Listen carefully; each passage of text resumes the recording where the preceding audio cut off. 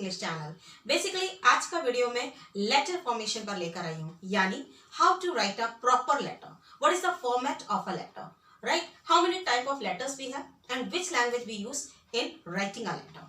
यानी लेटर कितने प्रकार के होते हैं, इन्हें कैसे लिखा जाता है और किन किन शब्दों का प्रयोग किया जाता है और किन शब्दों का प्रयोग नहीं किया जा सकता, या कितने मार्क्स का ये आता है, ये सब कुछ मैं डिटेल में आज आपके लिए लेकर आई हूँ। और मैं उम्मीद करती हूँ जैसे मेरे लास्टली वीडियोस आपके लिए इन्फॉर्मेटिव रहे हैं, ये भी आपके लिए इन्फॉर्मेटिव रहेगा।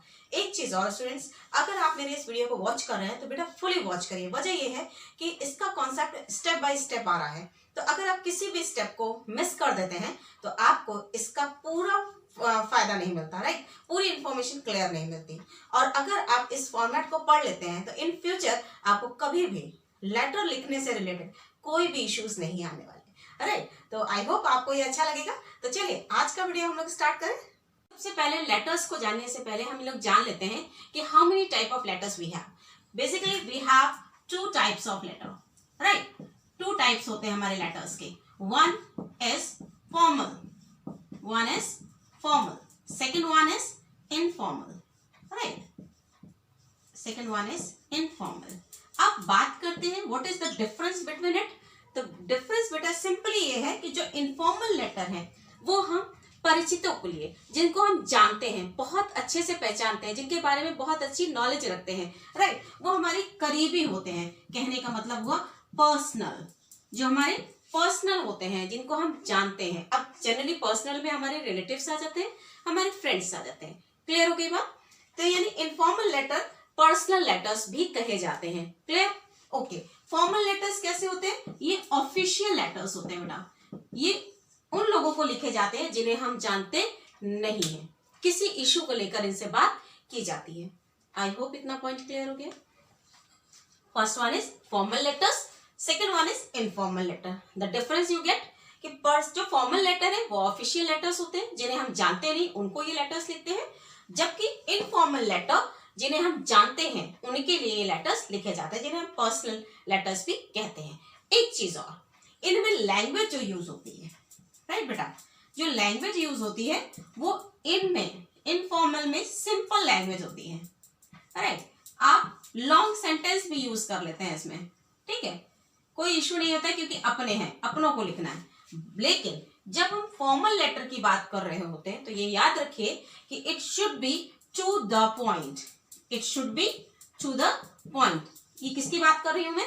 फॉर्मल लेटर की। फॉर्मल लेटर में टू द पॉइंट आप बात कर सकते हैं, right. Avoid long sentences, we have to avoid long sentences, right बेटा, लॉन्ग सेंटेंसेस। तो these are the things we have to remember. Clear होगी मेरी बात? एक बात कि जो फॉर्मल लेटर्स हैं वो ऑफिशियल होते हैं, जिन्हें हम जानते नहीं, इसीलिए हम टू द पॉइंट बात करते हैं। अवॉइड लॉन्ग सेंटेंसेस, बड़े सेंटेंसेस लिखते नहीं है और बहुत सिंपल वे में समझाने की कोशिश करते हैं अपनी बात, ठीक है।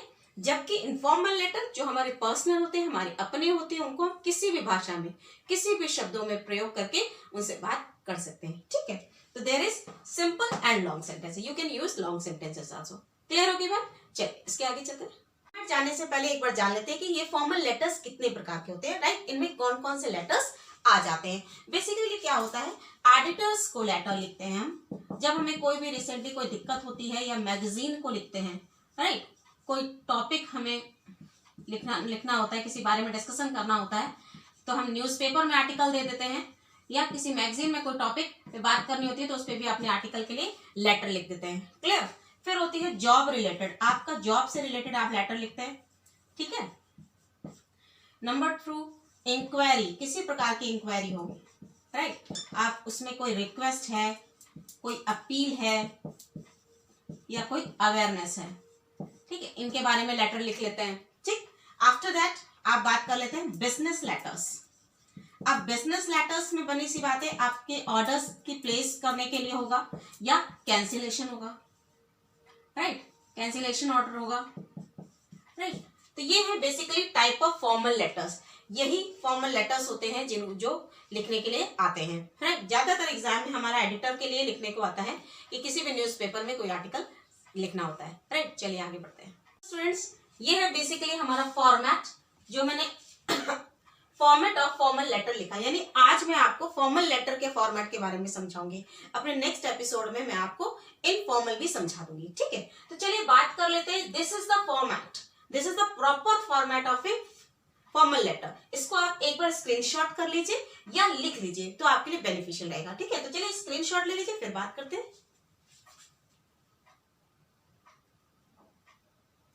आई होप आपने ले लिया होगा इसका स्क्रीनशॉट। तो चलिए बेटा डिस्कस कर लेते हैं वन बाय वन। तो आप सबसे पहले देख रहे हैं सेंडर्स एड्रेस।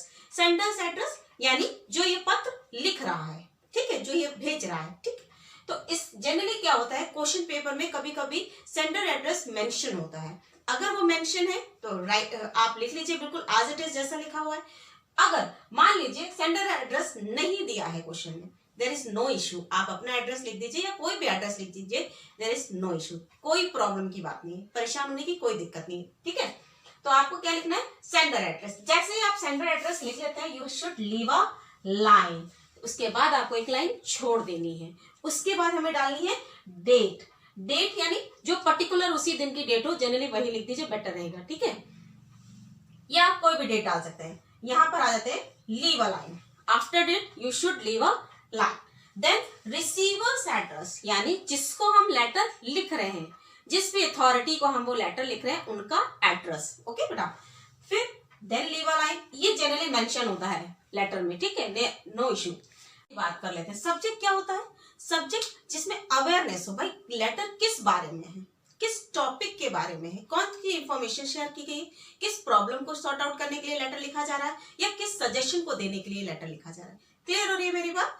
तो ये सब्जेक्ट जो होता है, जनरली क्या होता है, ये क्वेश्चन में ही दिया रहता है कि भाई इस पर्टिकुलर चीज के लिए आपको लेटर लिखना है, ठीक है। तो ये सब्जेक्ट में जनरली वही टॉपिक आता है जिसके बारे में आप ये लेटर लिख रहे हो। दूसरी बात, ये हमेशा बोल्ड लेटर में होगा। बेटा इस बात को हमेशा याद रखिएगा कि जो हमारा सब्जेक्ट लिखा जाएगा वो हमेशा बोल्ड लेटर्स में लिखा जाएगा, राइट। ये स्मॉल लेटर में नहीं लिखा जाएगा, ओके।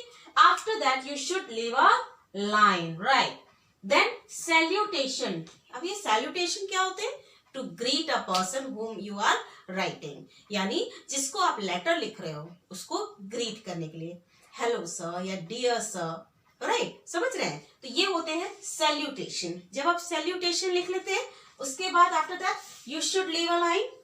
देन इस पार्ट में सबसे इंपॉर्टेंट होता है बॉडी, क्योंकि बॉडी ही वो पार्ट है जहां पे हम पूरा कंटेंट लिखते हैं कि भाई ये लेटर हम क्यों लिख रहे हैं। क्लियर होगी मेरी बात। यहां पर हम क्या लिखना है, कंटेंट ऑफ द लेटर, हम क्यों लिख रहे हैं ये लेटर, इसमें क्या होना चाहिए, राइट। हो सकता है इसमें किसी अवेयरनेस के बारे में बात की गई हो, कोई अपील की गई हो सकता है कि कोई कंप्लेंट की गई होगी।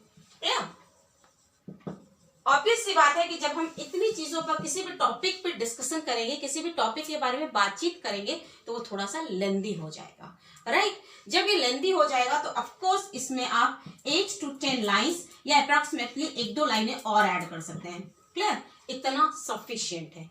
एक बात और, जब आप इसकी एंडिंग करें, अपनी बॉडी की एंडिंग करें, अपने कंटेंट की एंडिंग करें लेटर की, तो last line it should be very effective.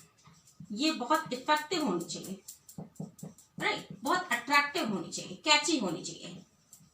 Clear हो रही है मेरी बात। यहां से कॉन्सेप्ट क्लियर हो गया है आपको कि बॉडी का जो कंटेंट है वो थोड़ा सा लेंदी होता है, उसकी स्ट्रक्चर बड़ा होता है। फिनिश द बॉडी यानी मेन पार्ट जब लिख लेते हैं, उसके बाद you should leave a line, then subscription. अब बेटा ये सब्सक्रिप्शन क्या होता है, जब हम लेटर की एंडिंग करते हैं, जिन वर्ड्स को हम यूज करते हैं वो है सब्सक्रिप्शन, राइट। सैल्यूटेशन और सब्सक्रिप्शन को मैं अभी आपको अलग से समझा दूंगी कि फॉर्मल लेटर में के फॉर्मेट में किस तरह के सैल्यूटेशन यूज होते हैं, किस तरह के सब्सक्रिप्शन यूज होते हैं, ठीक है, okay. After subscription you should leave a line, then lastly signature, your name, right, your name, that is enough, okay. इतनी बात है, ये है आपका फॉर्मल लेटर का फॉर्मेट। बिल्कुल यही चीज आपको लर्न करनी है। एक बात याद रखिए कि पूरा पार्ट लेफ्ट साइड में है, राइट, पूरा पार्ट लेफ्ट साइड में रहेगा। और अगर आप इस फॉर्मेट को याद कर लेते हैं तो आपका लेटर लिखना आपके लिए इजी हो जाता है, ठीक है बेटा। एक बार क्विक रिवीजन कर लेते हैं इसको। सबसे पहले सेंडर्स एड्रेस, यानी जो ये लेटर लिख रहा है, मेंशन है सो फार सो गुड, नहीं मेंशन है नो इशू, आप कुछ भी लिख दीजिए, अपना ही एड्रेस लिख दीजिए, नो इशू।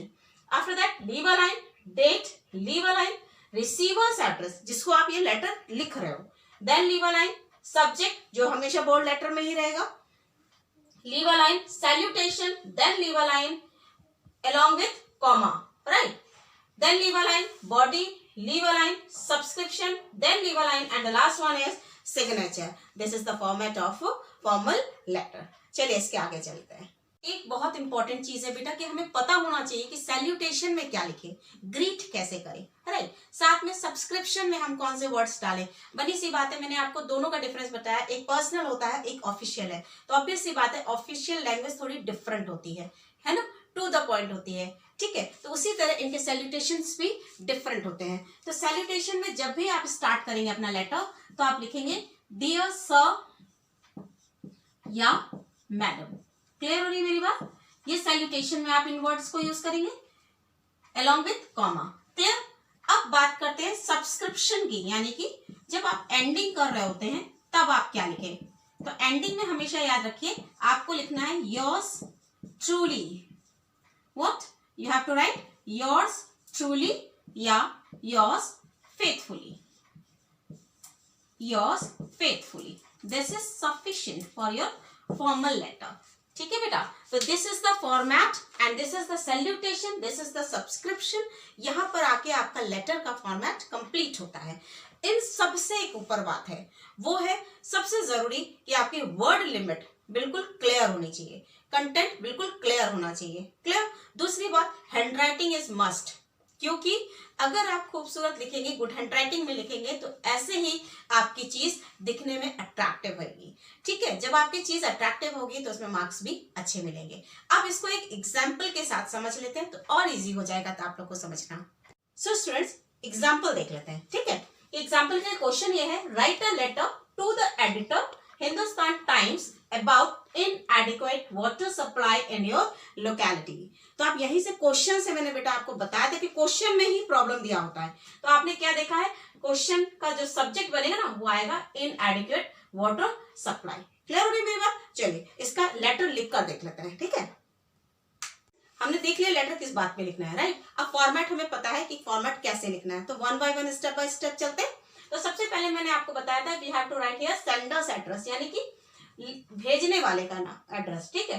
तो मैंने यहाँ पे लिखा हुआ है आपको 10/15 Radhapuri Lucknow, this is the sender's address. You have to leave a line. Then date मैंने आज की लिखी है, आप कभी भी लिख सकते हैं, किसी भी डेट को ले सकते हैं, राइट? यहाँ पर Feb 2, 2021।